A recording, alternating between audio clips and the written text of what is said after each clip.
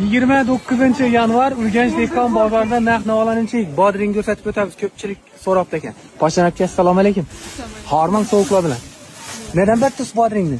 15'te. 15dan? Kasırdam ekan qo'ying. Sizdan berasiz. Bittarini ayting, hozir keladilar. 12 beraman. O, ajoyib. Piyoz ne? Piyaz. 5'te. 5. Uzun, sal naktamayın. Malak 10'dan. Ondan mı? Yaxshi. Mayda olmaning. Alma 5'te. 5. Shular ondan beramiz, nima ta'kidlar? Ha? 4dan berasiz shunda. Bereketini versin yaxshi. Geşir piyoz necha so'm geshirlar? Yaşını aytdim. Yaşını 2,5. 2,5 qizili mi? Kızıl 3'lü. Qizili 3, arg'isi 2,5. Karangasın ne yetişiyor? Lavlagi, sholg'om Ular abi 3, 2,5 ang.